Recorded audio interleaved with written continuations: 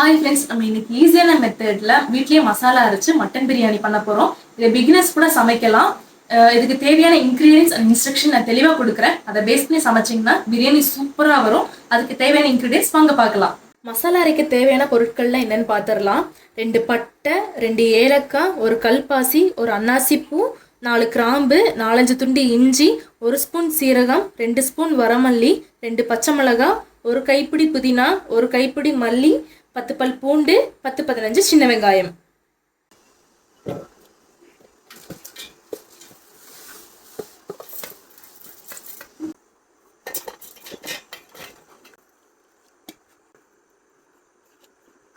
நம்ம மசாலா அரைக்க தேவையான இன்கிரீடியன்ஸ்ல ஜார்ல போட்டாச்சுங்க. இதை நம்ம ஃபைன் பேஸ்டா அரைச்சு எடுத்துக்கலாம். ஓகேங்க, நம்ம மசாலாவை ஃபைன் பேஸ்டா அரைச்சு எடுத்தாச்சு. இது நம்ம ஓரமா வச்சிடலாம். அடுத்து நம்ம தாளிக்கிறதுக்கு தேவையான பொருட்கள் என்னென்னு பார்த்துடலாம். 2 பட்டை, 2 கல்பாசி, ஒரு மொக்கு, 3 ஏலக்காய், 5 கிராம்பு, ஒரு அன்னாசிப்பூ, 2 பிரிஞ்சி இலை, 2 பெரிய வெங்காயம் ஸ்லைஸாக கட் பண்ணி எடுத்து வச்சிருக்கேன், 2 மீடியம் சைஸ் தக்காளி 2 ஸ்லைஸாக எடுத்து வச்சிருக்கேன். இப்போ நம்ம பிரியாணி பண்ண ஸ்டார்ட் பண்ணிடலாங்க. இதுக்கு 2 டீஸ்பூன் ஆயில் ஊற்றிக்கலாம். எண்ணெய் கொஞ்சம் சூடாகட்டும். எண்ணெய் சூடாயிடுச்சுங்க. நம்ம தாளிப்புக்கு தேவையான பொருட்கள்லாம் எல்லாத்தையும் போட்டுடலாம். இது லைட்டாக அப்படியே கலந்து விட்டுருங்க. இது கூட நம்ம கட் பண்ணி வச்சிருக்க பெரிய வெங்காயத்தை ஆட் பண்ணிக்கலாங்க.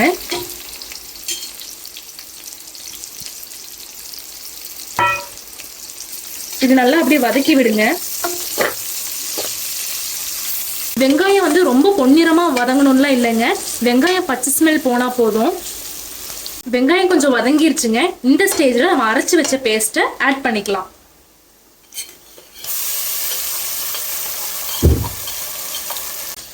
இது நல்லா கலந்து விட்டுருங்க. மசாலா பச்சையா தான் நம்ம அரைச்சிருக்கோம். அதனால இந்த ரா ஸ்மெல் போற வரைக்கும் நல்லா வதக்கணும். மசாலா நல்லா வதங்கிருச்சுங்க. இந்த மசாலாவோட ரா ஸ்மெல்லும் போயிடுச்சு. இந்த ஸ்டேஜ்ல நம்ம கட் பண்ணி வச்சிருக்க 2 மீடியம் சைஸ் தக்காளியை ஆட் பண்ணிக்கலாம். நல்லா மிக்ஸ் பண்ணி விட்டுருங்க. இப்ப தக்காளி நல்லா வதங்குறதுக்கு நம்ம 1.5 டீஸ்பூன் உப்பு போட்டுக்கலாங்க. இந்த உப்பு கூடயே நம்ம 1/4 டீஸ்பூன் மஞ்சத்தூள் ஆட் பண்ணிக்கலாம். ஆட் பண்ணிட்டு நல்லா கலந்து விட்டுருங்க. தக்காளி நல்லா மசிஞ்சு வரணும். இப்போ தக்காளி நல்லா மசிஞ்சிருச்சுங்க. இது கூட நம்ம எடுத்து வச்சிருக்க 1/2 kg மட்டனை ஆட் பண்ணிக்கலாம். மட்டனை நல்லா மசாலாவோட மிக்ஸ் ஆகிற மாதிரி நல்லா கலந்து விட்டுருங்க. மட்டனை நல்லா மிக்ஸ் பண்ணியாச்சுங்க. இந்த ஸ்டேஜில் 3 டேபிள் ஸ்பூன் தயிர் ஆட் பண்ணிக்கலாம். தயிர் ஆட் பண்ண உடனே நல்லா கலந்து விட்டுருங்க. நீங்கள் தயிர் ஆட் பண்ணிட்டு உடனே கலந்து விடாமல் விட்டுட்டிங்கன்னா அப்படியே திறக்கும் நின்றுக்கும். அதனால தயிர் ஆட் பண்ண உடனேவே நல்லா கலந்து விட்டுருங்க. இது கூடவே 1 டேபிள் ஸ்பூன் மிளகாய்த்தூள் ஆட் பண்ணிக்கோங்க. எனக்கு காரம் மீடியமாக போதுங்கிறதுனால இதை போட்டிருக்கேன். ஏன்னா நம்ம மசாலாவிலையும் பச்சை மிளகாய் ஆட் பண்ணியிருக்கோம். உங்களுக்கு காரம் அதிகமாக வேணும்னா 2 டேபிள் ஸ்பூன் ஆட் பண்ணிக்கோங்க. நல்லா கலந்து விட்டுருங்க. மட்டன் நல்லா மிக்ஸ் பண்ணி விட்டாச்சுங்க. இந்த ஸ்டேஜில் நான் ஒரு 3/4 டம்ளர் அளவுக்கு தண்ணி ஊற்ற போகிறேன். நல்லா கலந்து விட்டு குக்கர் மூடி போட்டு ஒரு 5 to 6 விசில் வரைக்கும் எடுத்துருங்க. ஏன்னா நம்ம ஏன் இப்போ 5 to 6 விசில் வரைக்கும் வச்சு எடுக்கிறோம்னா அப்போதாங்க மட்டன் நல்லா வேகும். நம்ம சாப்பாடு கூட போட்டோம்னா மட்டன் அவ்வளோக்கா வேகாது. இப்போ குக்கர் ப்ரெஷர் போயிடுச்சுங்க. இப்போ நம்ம குக்கர் மூடி ஓப்பன் பண்ணிக்கலாம்.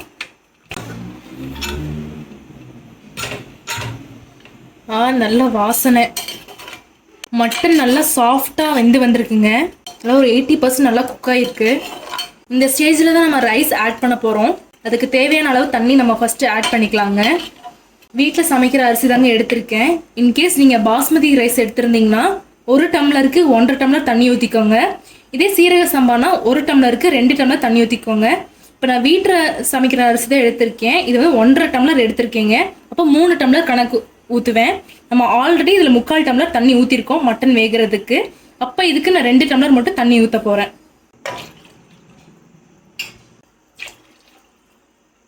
நல்லா கலந்து விட்டுருங்க. இப்போ உப்பு காரம் செக் பண்ணிக்கலாம். எனக்கு உப்பு காரம் கரெக்டாக இருக்குங்க. உங்களுக்கு உப்பு காரம் பத்தலைன்னா நீங்கள் ஆட் பண்ணிக்கலாம். இந்த ஸ்டேஜில் நம்ம ரைஸ் ஆட் பண்ணிக்கலாங்க.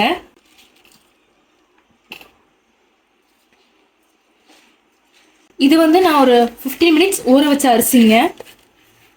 ரைஸ் ஆட் பண்ணிட்டு நல்லா கலந்து விட்டுருங்க. இந்த ஸ்டேஜில் அடுப்பை வந்து மீடியம் ஃப்ளேமில் வச்சுட்டு குக்கரை மூடி போட்டு விசில் இல்லாமல் வச்சிருங்க. விசில் போட வேணாங்க, நல்லா ஆவி பிடிச்சி நல்லா குக்காய் வரட்டும். இந்த 5 நிமிஷத்துக்கு பாருங்க, நல்லா ஆவி பிடிச்சி வருது. இந்த ஸ்டேஜில் நம்ம ஃபுல்லாக லோ ஃப்ளேமில் வச்சுட்டு குக்கர் வந்து ஓப்பன் பண்ணி பார்க்கலாம். இப்போ அரிசியும் வாட்டர் லெவலும் ஈவனாக இருக்குங்க. இந்த ஸ்டேஜ் நம்ம நல்லா கிண்டி விட்டுடலாம். நல்லா கிளறி விட்டதுக்கப்புறம் நம்ம ஒரு ½ லெமன் ஆட் பண்ணிக்கலாங்க. லெமன் வந்து நீங்கள் இப்போ தான் ஆட் பண்ணணும்னு கிடையாது, நீங்கள் அரிசி ஆட் பண்ணும்போதே லெமன் ஆட் பண்ணிக்கலாம். இதெல்லாம் மிக்ஸ் பண்ணதுக்கப்புறம் 5 நிமிஷம் சிம்லே வைங்க. இது கூட நம்ம ஒரு அரைக்கரண்டி நெய் ஆட் பண்ணிக்கலாங்க. நெய் வந்து ஒரு நல்ல ஃப்ளேவர் கொடுக்கும் பிரியாணிக்கு. இது கூடவே நம்ம கொஞ்சம் கொத்தமல்லியும் புதினாவும் ஆட் பண்ண போறோங்க. இது வந்து நான் அளவு பார்த்தீங்கன்னா ஒரு கைப்பிடி எடுத்திருக்கேங்க. இந்த ஸ்டேஜில் நம்ம குக்கர் வந்து விசில் போட்டு ஒரு 10 நிமிஷத்துக்கு லோ ஃப்ளேமில் குக் பண்ண போறாங்க. இதுக்கு விசில் வரணும்லாம் அவசியம் இல்லைங்க. இந்த கேப்ல விசில் வந்தாலும் எந்த பிரச்சனையும் இல்லை. அந்த 10 மினிட்ஸ் கேப்லேயே நல்லா வெந்துருங்க. இப்போ 10 மினிட்ஸ் ஆயிடுச்சுங்க. நம்ம குக்கர் ஓப்பன் பண்ணி பார்த்துடலாம். வாவ், சூப்பராக வெந்திருக்குங்க. பாருங்க எவ்வளோ சூப்பராக இருக்குன்ட்டு. அப்படியே அந்த வாசனையோட கம்மன்னு இருக்குங்க. சாப்பாடு வந்து அடியும் பிடிக்கல, நல்லா கொலையும் செய்யலை. ஏன்னா நம்ம விசில் வைக்காம லோ ஃப்ளேமில் வச்சு குக் பண்ணதுனால ரொம்ப சூப்பராக வந்திருக்குங்க. பிரியாணி சூப்பராக வந்திருக்குங்க. நம்ம எந்த கடை மசாலாவும் ஆட் பண்ணலைங்க, நம்ம அரைச்ச மசாலா தான் யூஸ் பண்ணியிருக்கோம். அதனால தான் இவ்வளோ டேஸ்ட்டாக வந்திருக்கு. கண்டிப்பாக நீங்களும் வீட்டில் இந்த மாதிரி ட்ரை பண்ணி பாருங்கள், சூப்பராக வரும். நம்ம சேனலை புதுசாக பார்க்குறவங்க மறக்காம சப்ஸ்கிரைப் பண்ணுங்கள். இந்த வீடியோ பிடிச்சிருந்துச்சுன்னா லைக் பண்ணுங்கள், கமெண்ட் பண்ணுங்கள், ஷேர் பண்ணுங்கள். டாடா பாய்.